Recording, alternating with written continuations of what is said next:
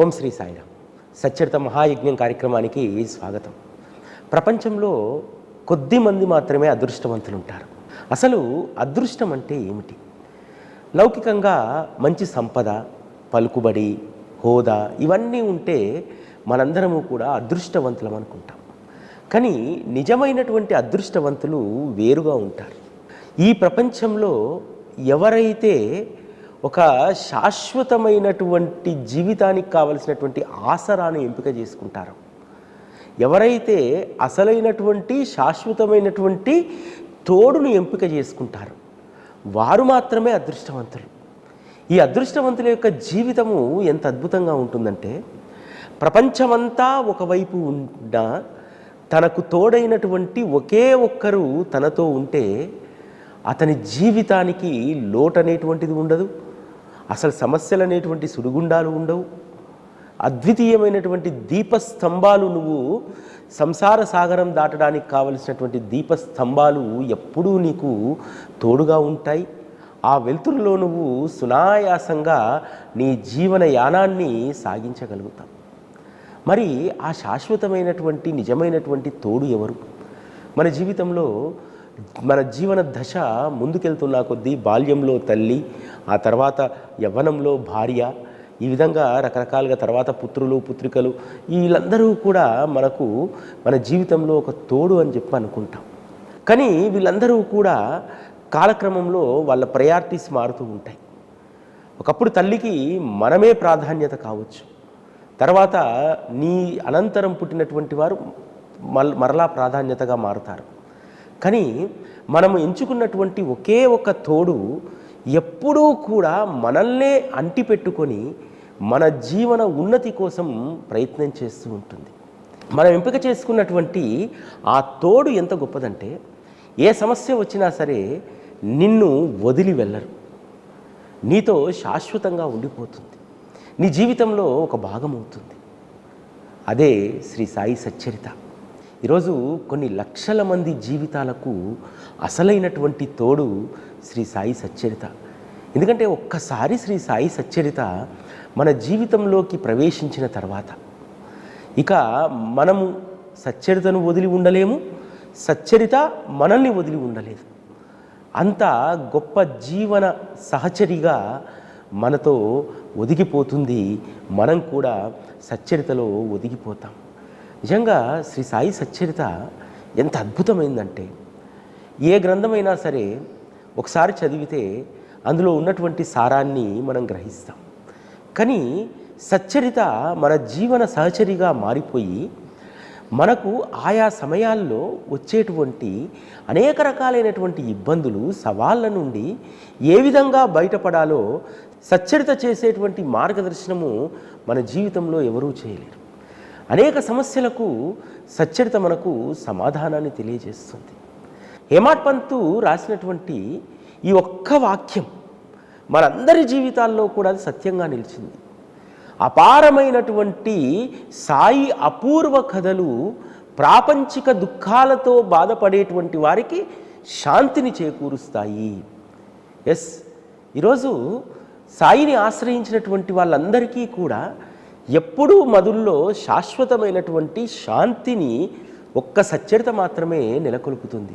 ఎందుకంటే ఈ ప్రపంచంలో ఎవరు ఉన్నా లేకున్నా, ఎవరి ఆసర ఉన్నా లేకున్నా, ఒక్క సచ్చరిత నా జీవితంలో ఉంటే చాలు అనుకొని బ్రతికేటువంటి వాళ్ళు అనేక మంది ఉన్నారు.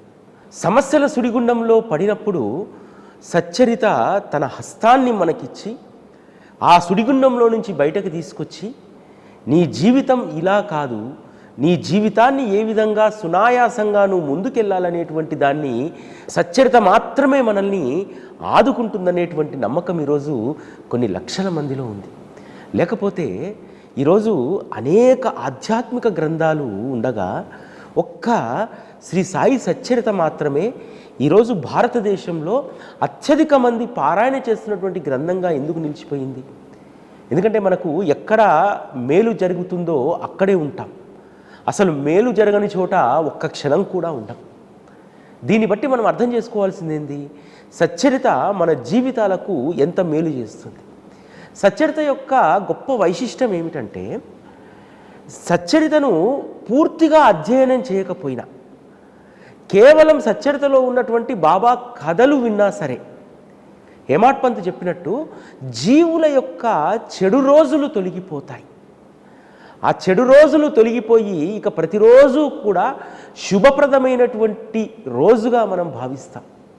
ఇక్కడ గుర్తుపెట్టుకోవాల్సింది ఏంటంటే, బాబా యొక్క కథలు మన మనస్సుల్లోకి చొరబడ్డాయనుకోండి, మనస్సుల్లో ఉన్నటువంటి కుంచిత భావం పోతుంది. నాకు ఇది లేదు, ఇది ఉంది అనేటువంటి ఆత్మన్యూన్యత తొలగిపోతుంది. మనకు లౌకికంగా స్థితి ఏం మారదు, కానీ మనం జీవించేటువంటి స్థితి మారుతుంది. నిన్నటి వరకు లేదు లేదు లేదు అని అనుకున్నటువంటి మనము బాబా యొక్క 4 కథలు మన చెవిలో పడగానే, ఆ 4 అక్షరాలు మన హృదయంలో పడగానే అవి సంజీవినిలా పనిచేస్తాయి. సచ్చరిత కేవలం భవరోగాలను మాత్రమే కాదు, మనుషుల యొక్క మానసిక స్థితులను మారుస్తుంది. ఎవరైతే సాయి కథల్లో లీనమవుతారో వారి మనస్సుల్లో ఉన్నటువంటి అనేక రకాలైనటువంటి దుస్సంస్కారాలు తొలగిపోతాయి. దాంతో ఒక తృప్తికరమైనటువంటి జీవితంలో మేము బ్రతకాలి అని చెప్పినటువంటి నిర్ణయానికి రాగలుగుతాం. సచ్చరిత మనకు చేసేటువంటి మేలులో ప్రధానమైనటువంటిది ఇది. ఫస్ట్ మన మనస్సును మారుస్తుంది, మన ఆలోచన విధానాన్ని మారుస్తుంది. సచ్చరిత ఎందుకు మన జీవితానికంటే, అనవసరమైనటువంటి ఆరాటాలతో కొట్టుమిట్టాడుతూ జీవితాన్ని వృధా చేసుకునేటువంటి దాంట్లో ఉండేటువంటి జీవుణ్ణి తృప్తికరమైనటువంటి జీవితంలోకి శ్రీ సాయి సచ్చరిత తీసుకొస్తుంది. శ్రీ సాయి సచ్చరితలో బాబా ఒక హామీ ఇస్తారు హేమాడ్ పంత్కు. శ్యామ బాబాను అడుగుతారు, బాబా మీ యొక్క చరిత్రను ఈ అన్నాసాహెబ్ రాయాలనుకుంటున్నారు, కాబట్టి మీరు దానికి అనుమతి ఇవ్వాలి. నేను 5 ఇళ్లలో భిక్ష చేసుకునేటువంటి వాడిని, నాకెందుకులే ఈ నా చరిత్ర, ఈ కథ, ఇది ఎందుకు అని చెప్పి మీరు అంటారేమో. కాదు, జాతిరత్నాన్ని బంగారంలో పొదిగితేనే దానికి విలువ ఉంటుంది. మీరు జాతిరత్నం లాంటి వారు, మీ చరిత్ర అనేటువంటిది బంగారం లాంటిది. కాబట్టి మిమ్మల్ని మీ యొక్క చరిత్ర అనేటువంటి ఆ గ్రంథంలో పొదగాలి, అప్పుడే గొప్ప విలువ సంతరించుకుంటుంది అని చెప్పి బాబాను కన్విన్స్ చేస్తారు శ్యామ. అప్పుడు బాబా అంటారు, నేను నా చరిత్ర రాయడంలో ఏమిటి, వీరి గృహకృత్యాల్లో కావలసినటువంటి అన్ని బాధ్యతలను నేనే తీసుకుంటాను. ఈ ఒక్క మాట గుర్తుపెట్టుకోండి. సచ్చరితను ఆశ్రయించినటువంటి వాళ్ళు ఈ ఒక్క మాటను గుర్తుపెట్టుకోండి. అది ఒక్క హేమాడ్ పంత్కి ఇచ్చినటువంటి మాట మాత్రమే కాదు, మనందరికీ ఇచ్చినటువంటి మాట. మీరెవరైతే నిజాయితీతో నియమబద్ధంగా శ్రీ సాయి సచ్చరితను అంటిపెట్టుకొని ఉంటారో, మీ జీవితంలో మీ కుటుంబంలో కావలసినటువంటి అవసరాలన్నింటినీ కూడా నేనే చూస్తాను అనేటువంటి దాన్ని బాబా ఎంత సుస్పష్టంగా ఇక్కడ చెప్పారు. సచ్చరితను మనం ఎలా అర్థం చేసుకుంటున్నాం అనేటువంటి దాన్ని బట్టే మన స్థితి ఉంటుంది. సచ్చరిత కోరికల కోసమే మనం పారాయణంటే ఆ కోరికలను తీరుస్తుంది. కోరికలు తీరిన తర్వాత నువ్వు కోరికలు లేనటువంటి తీరానికి చేరి ఎంత సంతృప్తిగా నువ్వు జీవించాలనేటువంటి అద్వితీయమైనటువంటి కథలు ఇందులో ఉంటాయి కదా. బాబా చెప్పినటువంటి ఒక్క మాటను గుర్తుపెట్టుకుంటే మనము మన జీవితంలో తృప్తిని మనం అలవర్చుకోవచ్చు. హేమాడ్ పంత్ పదవి విరమణ చేసిన తర్వాత 1906వ సంవత్సరంలో షిరిడీకి వస్తారు. వచ్చినప్పుడు అతని మిత్రుడైనటువంటి అన్నా చించినీకర్ బాబా దగ్గర ఒక ప్రతిపాదన చేస్తారు. బాబా, అన్నా సాహెబ్ కుటుంబం చాలా పెద్దది, ఇతనికి మరొక ఉద్యోగం లభిస్తే బాగుంటుంది అని అంటారు. అప్పుడు బాబా చెప్పినటువంటి ఒక మాట, ఇతనికి ఉద్యోగం మరలా వస్తుందిలే, ముందు ఇతను నా పని చేయనివ్వు, ప్రపంచం సుఖమయం అవుతుంది. ప్రపంచం ఈరోజు సుఖమయం కావడానికి ప్రధానమైనటువంటి కారణంలో అగ్రస్థానంలో ఉంటుంది శ్రీ సాయి సచ్చరిత. ఈరోజు భారతదేశంలో గురువుకు కమిటెడ్గా ఉన్నటువంటి భక్తుల్లో సాయిబాబా భక్తులే అత్యధికులు. ఆ అత్యధికులు ఈరోజు సుఖమయమైనటువంటి జీవితాన్ని అనుభవిస్తూ ఉన్నారు. శరీరం కృషించిపోతున్నా, సమస్యలు సుడిగుండంలా చుట్టుముడుతున్నా అవేవీ పట్టనటువంటి స్థితిలో గురుచరణాలు మాత్రమే శాశ్వతమైనటువంటి దాంట్లో, గురుచరణాల్లో లీనమై శాశ్వతమైనటువంటి ఆనందాన్ని పొందేటువంటి వారు ఒక్క శ్రీ సాయిబాబాను ఆశ్రయించినటువంటి వారు మాత్రమే. అందుకనే ఈరోజు సాయి భక్త లోకమంతా కూడా సుఖంగా ఆనందంగా ఉండడానికి కారణం శ్రీ సాయి సచ్చరితనే. సచ్చరితలో ఉన్నటువంటి ఒక్కొక్క అక్షరం మన జీవితంలో ఒక్కొక్క క్షణం ఆనందంగా గడపడానికి అది ఉపయోగపడుతుంది. మన జీవితంలో మనం దేన్ని తొలగించుకోవాలి, దేన్ని సంపాదించుకోవాలనేటువంటిది సచ్చరిత చెప్తుంది. బాబా హేమాడ్ పంత్కు సచ్చరిత రచనకు అనుమతి ఇచ్చే ముందు ఒక మాట అంటారు, అహంభావం పూర్తిగా తొలగిపోయినప్పుడు అతడిలో నేనే ప్రవేశించి నా కథను నేనే రాసుకుంటాను అని అంటారు. ఇది మన అందరం గుర్తుపెట్టుకోవాలి. మన అహంభావం తొలగిపోయినప్పుడు మనలో బాబా ప్రవేశించి మన జీవితాన్ని ఆయన్నే ముందుకు తీసుకెళ్తారు. ఇది ఒక మూల సూత్రం అన్నమాట. ఈ మూల సూత్రాన్ని మనం గుర్తుపెట్టుకుంటే బాబా సహచర్యంలో అద్భుతమైనటువంటి ఆనందాన్ని మనం పొందగలుగుతాం. గురువు మన జీవితానికి ఏ విధంగా ఆధారం అవుతాడు? మన జీవితం ముందుకు సాగడానికి గురువు అనేక సందర్భాల్లో ఏ విధంగా మనకు మార్గనిర్దేశనం చేస్తారు? మనకు శ్రీ సాయి సచ్చరిత 4వ అధ్యాయంలో ఒక ప్రస్తావన ఉంటుంది. భగవంతరావు క్షీరసాగర్ యొక్క తండ్రి విఠలుడి యొక్క భక్తుడు. అతడు తండ్రి చనిపోయిన తర్వాత విఠల భక్తి కోల్పోయాడు. విఠలుడికి నైవేద్యం పెట్టడం మానేశాడు. తండ్రికి శారదకర్మలు చేయడం మానేశాడు. తన అదృష్టవశాత్తు బాబా దర్శనానికి వస్తే బాబా అతనికి అవన్నీ గుర్తు చేసి, వీడు విఠలుణ్ణి నన్ను తన తండ్రిని పస్తులు పెడుతున్నాడు, అందుకే ఇక్కడి వరకు లాక్కొచ్చి వారికి ఇవన్నీ గుర్తు చేసి మరలా విఠల పూజను తండ్రికి శారదకర్మలను నేను ఆరంభిస్తాను అని అంట. అంటే మన జీవితంలో మన కర్తవ్యాలను ధర్మాలను అన్నింటినీ కూడా బాబా ఏ విధంగా గుర్తు చేసి మార్గదర్శనం చేస్తారు. అదేవిధంగా 3వ అధ్యాయంలో ఉన్నటువంటి రోహిల్లా కథ. ఈ మధ్య రోహిల్లా కథ పైన రకరకాలుగా అనేక సంశయాలు నన్ను అడుగుతూ ఉన్నారు. ఒకటి గుర్తుపెట్టుకోండి, రోహిల్లా కథ మనకేం చెప్తుంది? సద్గురువు తనను ఆశ్రయించినటువంటి వారి యొక్క మతాన్ని, కులాన్ని, వారి యొక్క సాంప్రదాయాలను చూడరు. ఎవరు తనను ఆశ్రయించి తన వద్దకు వస్తారో అటువంటి వారి యొక్క సాంప్రదాయాలను, మతాచారాలను సద్గురువు గౌరవిస్తారు. సద్గురువుకు ఈరోజు మనము అతి తెలివితోటి రకరకాలైనటువంటి చిహ్నాలు పెడుతున్నాం. కొంతమంది బాబాకు త్రిపుండం గీస్తారు, కొంతమంది వెంకటేశ్వర స్వామి నామాలు పెడతారు, రకరకాలుగా పెడతారు. సచ్చరితలో మరి డాక్టర్ పండిట్ పెట్టారు కదండి అని అడగవచ్చు. అది ఆ భక్తుడికి అనుభవం ఇవ్వడానికి బాబా అతనికి లొంగిపోయి అంగీకరించారు. కానీ నిజంగా బాబాకు ఏ మత చిహ్నాలు ఉండవు. బాబా ఎంత ప్లెయిన్గా ఉండాలనేటువంటిది సాయి టీవీ లోగోని చూస్తే మీకు అర్థమవుతుంది కదా. సాయి టీవీ లోగోలో ఉన్నటువంటి బాబాకు ఏ మత చిహ్నము ఉండదు. సద్గురువే. ఎందుకంటే ఆయన ప్రకృతి లాంటివారు. ఈ భూమిపైన పుట్టేటువంటి ప్రతి జీవి తల్లి గర్భాన పడ్డ తర్వాత కదా, ఆ తల్లి గర్భం నుంచి బయటికి వచ్చిన తర్వాత కదా ఏ కులము, ఏ మతము, ఏ జాతి అనేటువంటిది తెలిసేది. అంతకంటే ముందు అందరము కూడా ప్రకృతిలో లీనమైనటువంటి వాళ్ళమే కదా. సద్గురువు ప్రకృతితో సమానమైనటువంటి వారు. ప్రకృతి ఏ విధంగా అయితే నువ్వు ఏ తల్లి గర్భాన జనించినా సరే నిన్ను ఆదరంగా తీసుకొని ప్రేమిస్తుందో, నీకు కావలసినటువంటి వాటన్నింటినీ ప్రకృతి ఏ విధంగా నీకు అందిస్తుందో, శ్రీ సద్గురు సాయిబాబా కూడా అంతే. ప్రకృతి ఏ ధర్మాన్నైతే పాటిస్తుందో బాబా కూడా అదే ధర్మాన్ని పాటిస్తారు.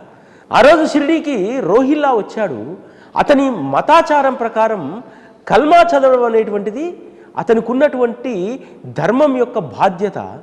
అతడు కల్మా చదువుతుంటే ఎందుకు బాబా అడ్డగిస్తారు? అంతేకాదు ఏ మతం వారైనా సరే ఆయా సందర్భాల్లో ఎవరి ఉత్సవాలను వారు ఘనంగా చేసుకోమని చెప్పి బాబా చెప్పారు. ఎవరి ప్రార్థనలు, ఎవరి భజనలు వారు మనస్ఫూర్తిగా భగవంతునిపై లీనమై చేస్తే అది ఇతరులకు అడ్డు కాదనేటువంటి విషయం బాబా అనేక సందర్భాల్లో చెప్పారు. చావుడి ఉత్సవం ప్రారంభమైన తర్వాత ప్రతిరోజు కూడా 2వ జాము నుంచే పెద్ద ఎత్తున భజన ప్రారంభమయ్యేది. ఆ భజనను ఆస్వాదించమని చెప్పారు. నీతో పాటు ఈ సమాజంలో ఉంటున్నటువంటి ఇతర మతాలు, ధర్మాల వారి యొక్క ప్రార్థనలకు కూడా మనం అడ్డు కాకూడదు అని చెప్పి బాబా చెప్పినటువంటి ధర్మం అది. బాబా రోహిల్లాను సమర్థించాడు, గ్రామస్తులను తిట్టి పంపించాడు. ప్రకృతి అందరినీ సమానంగా చూస్తుంది. సద్గురువు కూడా అలానే సమానంగా చూస్తారు. మరి రెండో జాము నుంచి భజన స్టార్ట్ చేస్తే మీ భజన వల్ల ఇతరులకు ఇబ్బంది అవుతుందని చెప్పి భజన ఆపలేదే బాబా. హరినామ సంకీర్తన ఎప్పుడూ జరగాలని చెప్పి కోరుకున్నాడే. అదేవిధంగా అనేక మంది అనేక ప్రదేశాల నుంచి ఇక్కడికి వస్తున్నారు. అందులో భగవద్భక్తులు ఉన్నారు, భక్తి లేనటువంటి వారు ఉన్నారు. భగవద్భక్తులకు మరింత భక్తిని పెంచడానికి, భక్తి లేనటువంటి వాడికి భక్తి మార్గంలో ప్రవేశపెట్టడానికి మరి బాబా ఎందుకు వాడాలో ప్రతిరోజు సద్గ్రంథాలను చదివించారు? ఎందుకు మరి ఆ పారాయణను బాబా ప్రోత్సహించారు? ఈ ప్రకృతి ఏ విధంగా అయితే ఎవరికి ఏదేది ఇవ్వాలో బాబా కూడా దానినే అనుగ్రహించారు. ఇంకొకటి ఏమిటంటే ఈరోజు బాబాకు సంబంధించినటువంటి అస్తిత్వానికి అనేక ప్రశ్నలు వస్తూ ఉన్నాయి. కొన్ని సందర్భాల్లో శ్రీ సాయి సచ్చరితలోని కొన్ని అంశాలను ప్రస్తావిస్తూ అవి విరుద్ధంగా ఉన్నాయనేటువంటి వాదన కొన్ని సందర్భాల్లో వినిపిస్తూ ఉంది. బాబాను అర్థం చేసుకోవడం అనేటువంటిది సామాన్యమైనటువంటి మానవులకు, వాద వివాదాలతో నిత్యము మునిగి ఉండేటువంటి మూర్ఖులకు అది ఏమాత్రం కూడా అర్థం కాదు. మీరు శ్రీ సాయి సచ్చరిత 4-5 అధ్యాయాల్లో కనుక మీరు చూసినట్టయితే గాలిబువ గొప్ప పండరి భక్తుడు కదా. చాతుర్మాసము గోదావరి తీరాన, మరొక 6 నెలలు పండరిపురంలో నివసించేటువంటి దాదాపు 92 సంవత్సరాల వృద్ధులు కదా.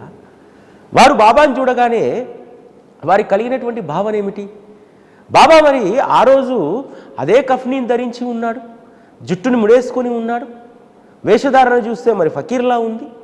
మరి ఎందుకు గాలిబువాకు పండరినాథుడు వలె కనిపించాడు? వీరు సాక్షాత్తు పండరినాథుడని గాలిబువ ఎందుకన్నాడు అంటే భగవంతునిలో లీనమైనటువంటి వారికి మాత్రమే సద్గురువు యొక్క స్వరూపం అర్థమవుతుంది. ఒక మాట చెప్తారు, జరి అంచి పంచలు కట్టుకోగానే సాధువైపోరు, రక్తాన్ని పూసలు పూసలుగా కరిగించి జనుల కోసం శ్రమించేటువంటి వారే అసలైనటువంటి సాధువు అని చెప్పి గాలిబువ అంటారు కదా. గాలిబువ విఠలులో లీనమైనటువంటి వారు. కొన్ని ఏళ్ల పాటు తన చాతుర్మాస దీక్షలో ఉండి విఠలుడు తప్ప మరొకరిని స్మరించినటువంటి గాలిబువ ఏ విధంగా బాబాను సాక్షాత్తు పండరినాథ్ అంటారు అంటే కొన్ని దశాబ్దాల పాటు భగవంతునిలో లీనమై చాతుర్మాస దీక్షలో ఉండి విఠలుడు తప్ప మరొకరిని ధ్యానించినటువంటి గాలిబువ కంటే కూడా ఈరోజు వాద వివాదాలు చేస్తున్నటువంటి వాళ్ళు అంతకంటే గొప్పవాళ్ళ. అందుకనే ఎప్పుడూ కూడా ఇటువంటి వాటి గురించి ఎప్పుడూ మేము స్పందించం. ఎందుకంటే అది సచ్చరిత మాట్లాడుతుంది. సచ్చరితలో ఉన్నటువంటి అద్భుతమైనటువంటి విషయాల గురించి చర్చించరు. అంతెందుకు గంగాగిరి మహారాజ్ యొక్క పరంపర ఇప్పటికీ కొనసాగుతుంది కదా. గంగాగిరి మహారాజ్ ఆ రోజుల్లోనే అద్వితీయమైనటువంటి హరినామ సంకీర్తనలు చేసేటువంటి వారు కదా. ఊరూరా హరినామ సంకీర్తనలను ఏర్పాటు చేస్తూ అక్కడ ఉన్నటువంటి జనుల్లో హరినామం పట్ల ప్రీతి కలిగేలాగా చేస్తున్నారు కదా. అటువంటి గంగాగిరి మహారాజు షిరిడీకి వచ్చి కడవ మోసుకెళ్తున్నటువంటి బాబాను చూసి ద్వారకామయిలోకి వెళ్ళి బాబా గురించి ఎంత గొప్పగా చెప్తారు. వీరు అమూల్యమైనటువంటి రత్నం, ఈ అమూల్యమైనటువంటి రత్నం లభించినటువంటి షిరిడి ధన్యమవుతుంది. ఇప్పుడు మీరందరూ కూడా ఇతన్ని పేడ కుప్పపైన రాయిలాగా చూస్తున్నారు, కానీ భవిష్యత్తులో ఈ షిరిడీ నగరం ప్రపంచానికే తలమానికంగా మారుతుందనేటువంటి విషయాన్ని గంగాగిరి మహారాజ్ ఆ రోజే చెప్పారు కదా. గంగాగిరి మహారాజ్ పరంపర ఇప్పటికీ కొనసాగుతుంది కదా. గంగాగిరి మహారాజ్ పరంపర కట్టర్ హిందూత్వ భావనలో ఉండి హిందూయిజం కోసం పనిచేస్తుంది కదా. అటువంటి గంగాగిరి మహారాజ్ సంస్థానంలో బాబా కోసము ఒక ప్రత్యేకమైనటువంటి ధర్మశాల బాబా పేరు మీద కట్టారంటే బాబా ఏమిటో మనకు అర్థం కావట్లేదా? అంటే బాబా భక్తులుగా మనం కూడా సూక్ష్మమైనటువంటి పరిశీలన చేయకపోవడం వల్ల వచ్చేటువంటి ఈ తాటాకి చప్పుళ్లకు కొంతమంది అలజడులతో, కొంతమంది ఆందోళనతో ఉండిపోతూ ఉన్నారు. అవసరం లేదు. శ్రీ సాయి సచ్చరిత మనకు అద్వితీయమైనటువంటి నిదర్శనాలను చూపెడుతుంది. అంతెందుకు ఆనందనాథ్ మహారాజ్ యొక్క మఠం ఇప్పటికీ ఏవలాలో ఉంది. ఆనందనాథ్ మహారాజ్ కూడా షిరిడీకి వచ్చి బాబాను చూసి వీరు సాక్షాత్తు మహనీయులు అని చెప్పి అన్నారు కదా. ఆనందనాథ్ మహారాజు అక్కల్కోట మహారాజు శిష్యుడు. అక్కల్కోట మహారాజు తర్వాత పరంపర షిరిడీలో ప్రారంభమైందని చెప్పి అనేక సందర్భాల్లో వారి శిష్యులకు కూడా చెప్పడం జరిగింది. అనేక మంది అక్కల్కోట మహారాజు యొక్క శిష్యులు బాబాను ఆశ్రయించినటువంటి వాళ్ళు అనేక మంది ఉన్నారు కదా. అక్కల్కోట మహారాజు శిష్యుడు బాయి అలీబాగ్ అనేటువంటి వ్యక్తి పాదుకలు అక్కల్కోటలో చేయిస్తా అంటే, లేని అక్కల్కోటలో లేను, ప్రస్తుతానికి షిరిడిలో ఉన్నా, నువ్వు షిరిడీకి వెళ్ళని చెప్పి అక్కల్కోట మహారాజు పంపించలేదా? అంటే ఈ మహాపురుషులు, అదేవిధంగా అనేక మంది సాధకులు బాబా యొక్క వైభవాన్ని ఆ రోజే దర్శించారు. అందుకనే హేమాడ్ పంతు శ్రీ సాయి సచ్చరిత రచన ఎంత అద్భుతంగా గావించారంటే, మనకు 3, 4, 5 అధ్యాయాల్లో చాలామంది ఇప్పుడు 3వ అధ్యాయంలో ఉన్నటువంటి రోహిల్లా గురించి, రోహిల్లాను బాబా ప్రోత్సహించాడు, కల్మాను ప్రోత్సహించడం ఏంటి, ఇవన్నీ అంటున్నారు కదా. కానీ ఆ తర్వాత క్రమంలో వచ్చేటువంటి అధ్యాయాల్లో ఉన్నటువంటి గాలిబువా యొక్క అభిప్రాయము, ఆనందనాథ్ మహారాజు యొక్క అభిప్రాయము, అదేవిధంగా గంగాగిరి మహారాజు ఎంత గొప్పగా బాబా గురించి చెప్పారు, ఇవన్నింటినీ చూడరు, వీటి గురించి మాట్లాడరు. అందుకనే బాబా భక్తులుగా మనము శ్రీ సాయి సచ్చరిత చాలా లోతుగా మనం పరిశీలించాలి. ఎందుకంటే భవిష్యత్తులో ఇంతకంటే దారుణమైనటువంటి విమర్శలు వచ్చేటువంటిది ఉంది, ఇంతకంటే దారుణంగా ఇంకా వక్రీకరించి చెప్పేటువంటి అవకాశాలు ఉన్నాయి. ఆ వక్రీకరించి చెప్పినటువంటి అంశం వినగానే వెంటనే, రోహిల్లా గురించి చెప్పినప్పుడు వినగానే వెంటనే గాలిబువా గుర్తుకు రావాలి, వెంటనే ఆనందనాథ్ మహారాజ్ గుర్తుకు రావాలి. మనకు కేవలం సచ్చరిత మన కోరికల కోసమో లేకపోతే ఏదో మన ఆత్మానందం కోసం మాత్రమే కాదు. సచ్చరిత రేపు వచ్చేటువంటి సవాళ్లకు మన మనసు సమాధానం చెప్పుకునే విధంగా, ఆ విధంగా సచ్చరితలోని ప్రతి అక్షరాన్ని, ప్రతి విషయాన్ని మన హృదయంలో బలంగా నాటుకోవాలి. అప్పుడు మాత్రమే మనలో దృఢమైనటువంటి విశ్వాసం, బాబా పట్ల అంకితమైనటువంటి భక్తి పెరుగుతుంది. సచ్చరిత మనకు కొన్ని అద్భుతమైనటువంటి విషయాలను బోధిస్తుంది. బాబా ఒక మాట అంటారు, మహారాజు పదవి కంటే కూడా పేదరికమే శ్రేష్టమైనటువంటిది అని చెప్పి. పేదరికం అంటే ఏమీ లేనటువంటి స్థితి కాదు. నువ్వు ధనవంతుడివైనా, మధ్యతరగతి కుటుంబంలో ఉన్నా, ఎలా ఉన్నా సరే, నీ లౌకిక స్థితి ఎలా ఉన్నా సరే, నీ మానసిక స్థితి ఎప్పుడూ కూడా పేదరికం వైపే ఉండాలి. ఎందుకంటే ఇవేవీ నావి కాదు, ఇవేవీ శాశ్వతం కావు, ఒక్క సద్గురువు మాత్రమే శాశ్వతం. ఆ సద్గురువు జీవన విధానం ఎలా ఉందో నా యొక్క మానసిక స్థితి కూడా అలా ఉండాలి. బాబా యొక్క జీవన విధానం మనకు ఒక గొప్ప పాఠాన్ని నేర్పిస్తుంది. ఎంత గొప్ప పాఠం అంటే, సకల భోగాలు అనుభవించేటువంటి అవకాశం ఉన్నప్పటికీ కూడా ఒక్క కనుసైగా చేస్తే అనేక మంది భక్తులు గొప్ప రాజప్రసాదాన్ని నిర్మించేటువంటి అవకాశాలు ఉన్నా కూడా, దానికంటే కూడా ద్వారకామయిలో ఉండి ఆ గోనెపట్టె పైన కూర్చొని గోనెపట్టెలు వేసుకొని శయనించడమే సుఖమని భావించినటువంటి బాబా జీవన విధానం మనందరి జీవితాలకు ఒక ఆదర్శం. చాలామంది బాగా స్థితి ఉంటే సుఖంగా ఉంటుందని చెప్పి అనుకుంటాం. కాదు, ఏ స్థితిలో ఉన్నా సరే నీ మనస్సు ఎప్పుడూ కూడా సద్గురు చరణాల వైపే, వారు చెప్పినటువంటి బోధను అనుసరించేటువంటి మార్గాన్ని అన్వేషించి అందులో నువ్వు ప్రవేశించినప్పుడు మాత్రమే నీ జీవితం ఫలప్రదమవుతుంది తప్ప మన లౌకికపరమైనటువంటి స్థితి మారడం వల్ల కాదు, మానసికమైనటువంటి స్థితి మారాలి. శ్రీ సాయి సచ్చరిత అంతా కూడా అదే చెప్తుంది. నీ మానసిక స్థితిని మార్చుకో, ఉన్నటువంటి దాంట్లో తృప్తిగా ఎలా ఉండాలి, ఎలా జీవించాలో నేర్చుకోమని చెప్పి శ్రీ సాయి సచ్చరిత చెప్తుంది. సచ్చరిత వైభవం గురించి మాట్లాడుకుంటూ పోతూ ఉంటే నిజంగా ఎన్ని సంవత్సరాలైనా దీని గురించి మాట్లాడవచ్చు. అంత అమృతమైనటువంటి భాండాగారం సచ్చరిత. కేవలం ఒక అక్షరాలతో పేర్చినటువంటి ఒక పేటిక, ఒక పుస్తకం కాదు. అందులో సాక్షాత్తు శ్రీ సాయిబాబా ఉంటారు. శ్రీ సాయిబాబా సాక్షాత్తు మనతో మాట్లాడుతూ ఉంటారు. ఈ జీవితంలో ఎవరూ తోడుంటారు చివరి వరకు అని చెప్పి అందరూ బాధపడుతూ ఉంటారు. సచ్చరితలో ఉన్నటువంటి ఆ అక్షరాలు, ఆ పదాలు మనకు తోడు ఉంటాయి. నిజమైనటువంటి చివరి తోడు శ్రీ సాయి సచ్చరిత మాత్రమే. ఈ సచ్చరిత మహాయజ్ఞంలో భాగంగా ఈరోజు మొదటి రోజు గురువారం పూజను ప్రారంభించుకొని కార్యక్రమాన్ని కొనసాగిద్దాం.